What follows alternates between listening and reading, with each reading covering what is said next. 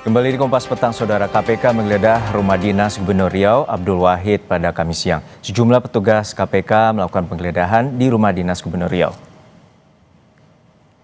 Penggeledahan dilakukan di Jalan Diponegoro, Pekanbaru, Riau. Dengan pengawalan polisi, petugas KPK masuk ke rumah dinas Gubernur Riau Abdul Wahid. Rumah dinas merupakan rumah yang menjadi tempat tinggal Abdul Wahid sebelum ditangkap KPK. Sebelumnya KPK melakukan operasi tangkap tangan di kantor PUPR Riau. Dalam rangkaian OTT, KPK belakangan menangkap Gubernur Riau Abdul Wahid di tempat terpisah. Selain Abdul Wahid, KPK juga menangkap 9 orang lainnya, meliputi Kadus PUPR Arief Setiawan, Sekretaris PUPR Riau, 5 Kepala UPT, Kasih Pembangunan, 2 pengusaha rekanan proyek, serta 1 tenaga ahli Gubernur Riau. Dari pemeriksaan KPK, 3 orang ditetapkan sebagai tersangka, yakni Gubernur Riau Abdul Wahid, Kadus PUPR Riau Arief Setiawan, serta tenaga ahli Gubernur Riau Dani M. Nursalam.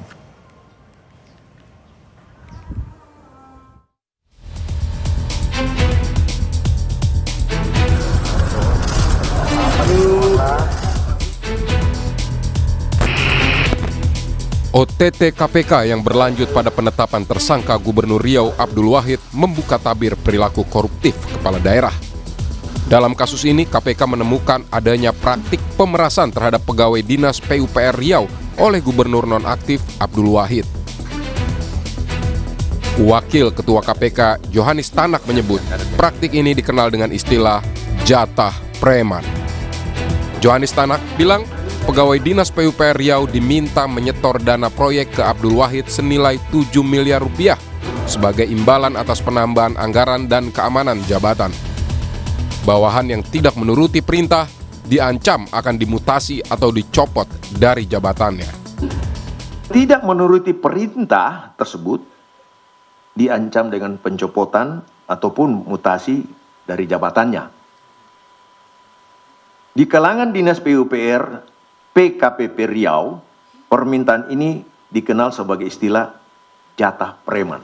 Selanjutnya, seluruh kepala UPT wilayah dinas PUPR PKPP beserta sekretaris dinas PUPR PKPP Riau melakukan pertemuan kembali dan menyepakati besaran fee untuk saudara AW sebesar 5% atau 7 miliar. KPK dalam kasus ini menyita uang sebesar 9.000 pound sterling dan 3.000 dolar AS atau setara 800 juta rupiah dan menangkap 9 orang lainnya selain Abdul Wahid. Pasca pemeriksaan, Abdul Wahid menolak berkomentar soal kasus yang menjeratnya. PKB asal partai Abdul Wahid memilih untuk menyerahkan sepenuhnya kasus ini ke KPK. Ketua Umum PKB Muhaimin Iskandar bilang masih menunggu proses hukum yang dilakukan KPK. PKB menurut Muhaimin juga belum menerima permintaan pemberian bantuan hukum untuk Abdul Wahid.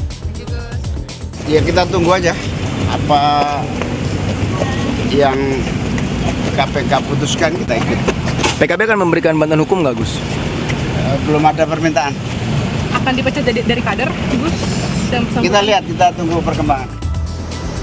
Sebelumnya, KPK menetapkan Gubernur Riau Abdul Wahid bersama Kepala Dinas PUPR PKPP Muhammad Arief Setiawan dan tenaga ahli Gubernur Riau Dani M. Nursalam sebagai tersangka kasus dugaan pemerasan atau penerimaan hadiah di Pemprov Riau tahun anggaran 2025. Ketiganya diduga melakukan penambahan anggaran 2025 yang dialokasikan pada UPT, jalan, dan jembatan wilayah 1 hingga 6 Dinas PUPR PKPP dari 71,6 miliar menjadi 177,4 miliar rupiah. Tim Liputan, Kompas TV.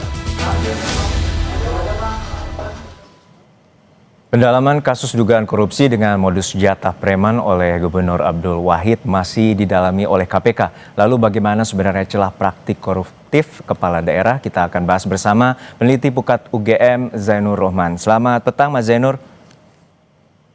Selamat sore. Ya, Mas Zainur, untuk saat ini bahwa modus klasik korupsi di sektor infrastruktur terutama di Provinsi Riau ini telah menjerat 4 gubernur. Lalu seperti apa Anda melihatnya bahwa kasus ini selalu berulang?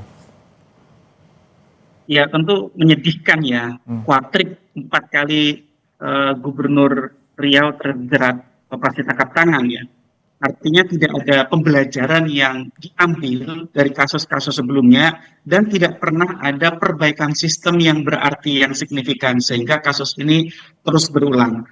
Kenapa? Karena memang sejauh ini tidak pernah ada perombakan terhadap misalnya bagaimana pemilihan kepala daerah itu harus dilakukan bersih tanpa ada politik uang dan juga menekan biaya politik. Kita tidak mungkin mengharapkan hasil yang berbeda dengan cara yang sama ya. Kalau cara-cara pemilihan kepala daerah terus-menerus mengutamakan serangan fajar, high cost politik dengan pembelian perahu kepada parpol, ada sekian banyak pengeluaran yang harus ditanggung oleh calon kepala daerah, maka nanti kalau mereka sudah terpilih, yang akan dilakukan adalah mengembalikan modal politik sekaligus memupuk modal politik untuk kontestasi berikutnya. Nah, saya lihat memang ini adalah pelajaran yang kesekian kalinya dari korupsi di daerah yang terus berulang karena tidak berubahnya sistem pemilihan kepala daerah kita. Artinya Anda melihat adanya siklus korupsi sistemik terutama di kepala daerah? Betul, dan itu kan tidak jauh-jauh ya dari menggunakan kewenangan yang dimiliki oleh kepala daerah untuk mendapatkan keuntungan finansial, antara lain ya menjual paket-paket pengadaan barang dan jasa. Dan infrastruktur ini adalah salah satu sektor yang paling banyak dijual karena anggarannya sangat besar dan mudah untuk mencari orang-orang yang mau untuk membeli paket-paket ini. Mereka itu biasanya adalah para kontraktor, para pemborong, para penyedia barang dan jasa yang memiliki kekuatan finansial yang besar. Yang kedua biasanya tidak jauh-jauh dari menjual kewenangan perizinan. Kalau ada perizinan yang dimiliki oleh kepala daerah ini, maka siapa saja yang ingin meminta perizinan harus membayar sejumlah uang. Yang ketiga biasanya adalah jual beli jabatan di daerah. Yang keempat biasanya adalah korupsi anggaran secara langsung yang ada di daerah. Nah, yang di Riau ini agak unik. Kenapa? Karena ini seperti sistem pemerasan gitu ya. Jadi kepala daerah meminta terlebih dahulu kepada orang-orang di PUPR untuk mengumpulkan uang. Dan nanti Mas, dari korupsi ini akan terjadi korupsi berikutnya. Korupsi akan menimbulkan korupsi yang baru. Kenapa? Karena kan mereka ini mengumpulkan uang dari berbagai sumber. Sehingga nantinya mereka harus menutup ya uang-uang yang sudah diberikan kepada kepala daerah dan orang-orangnya ini. Dengan cara apa? Meminta juga jatah preman kepada para penyedia barang dan jasa maupun kemudian melakukan fraud ya, melakukan pertanggungjawaban palsu, melakukan proyek-proyek palsu, sehingga dari satu korupsi akan melahirkan sekian banyak korupsi yang lain. Dan ujung-ujungnya infrastruktur yang terbangun adalah infrastruktur yang buruk, kualitas jalannya jelek, mudah rusak, sehingga sekali lagi ujung-ujungnya rakyat juga yang dirugikan. Dari ini tentu proyek jumbo di Riau yang anggarannya mencapai 177,4 miliar rupiah, dan ini menjadi bagian dari modus dari Abdul Wahid untuk memeras kepada kepala dinas maupun kepala UPT. Lalu seperti apa sebenarnya modus dan juga peran dari kepala daerah ini begitu leluasa? Apakah minimnya pengawasan terutama bagi kepala daerah? Ya, kalau kita lihat sebenarnya kan ada perbandingannya juga ya. Sesama provinsi di Sumatera, sebelum ini ada PUPR Sumatera Utara. Saat ini PUPR Provinsi Riau. Yang di Sumatera Utara waktu itu ada ijon ya, penjualan paket pengadaan barang dan jasa yang belum dikerjakan. Di situ ada tinjauan oleh Gubernur Sumatera Utara waktu itu, Bobi, dengan orang dinas PUPR, yaitu kepala dinasnya Topan, meninjau lokasi, kemudian si Topan ini menerima pemberian. Nah, sedangkan di Riau perbedaannya adalah kepala daerahnya yang langsung minta kepada PUPR untuk memberikan sejumlah uang, sehingga dinas PUPR ini mencari sumber uangnya dari berbagai cara gitu ya, termasuk kemudian mereka harus menggadekan barang miliknya dan seterusnya. Nah, kenapa ini terus-menerus terjadi? Ya betul sekali, tidak ada pengawasan ya. Kepala daerah ini kan orang tertinggi di daerah, tidak ada pengawasan terhadap mereka. Ya, inspektorat di daerah itu tumpul, tidak mampu melakukan pengawasan kalau yang menjadi sumber masalahnya adalah kepala daerahnya. Sehingga yang terjadi adalah pengawasan secara represif, yaitu oleh aparat penegak hukum. Biasanya ini hasil dari penyadapan. Ketika ada informasi yang diperoleh dari masyarakat mengenai akan terjadinya transaksi korupsi, biasanya KPK melakukan penyadapan, kemudian melakukan pembuntutan, mengumpulkan informasi, dan ketika ada penyerahan uang diikuti dengan operasi tangkap tangan itu tadi. Nah, sekali lagi, ini tidak ada pembelajaran, terus-menerus terjadi, terulang. Ini membuktikan bahwa sistem pemilihan kepala daerah kita itu perlu diperbaiki. Khususnya adalah menghilangkan high cost politik, menekan biaya politik. Biaya politik tertinggi adalah vote buying, menyuap pada pemilih. Yang kedua adalah kandidasi buying, menyuap kepada parpol. Ini yang harus diselesaikan ke depan.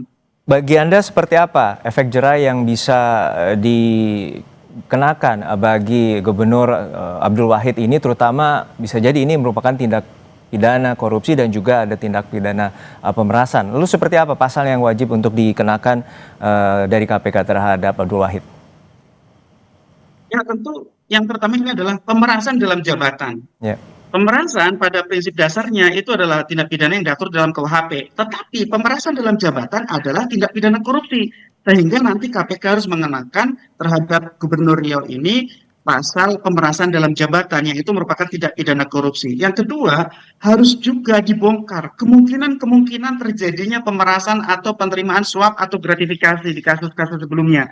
Biasanya orang pejabat kena OTT itu setelah melakukan kejahatan yang kesekian kali, sehingga KPK perlu bongkar, perlu review juga proyek-proyek yang lain atau ketika yang bersangkutan menjabat di tempat-tempat sebelumnya. Yang ketiga, harapannya ke depan ini juga bisa dilakukan penjeraan dengan mengembalikan kerugian negara. Ya, semua proyek-proyek yang sudah dicuri ini harus dikembalikan kepada negara. Yang kedua, harus dicabut nanti hak politiknya agar mereka ini tidak lagi bisa menduduki jabatan politik setidaknya untuk jangka waktu 5 tahun. Itu. Baik, kita terus cermati bagaimana pengusutan tuntas oleh KPK terkait dengan kasus korupsi yang menjerat Gubernur Riau Abdul Wahid. Terima kasih atas perspektif Anda, Mas Zainur Rahman, peneliti Pukat UGM, telah berbagi bersama kami di Kompas Petang.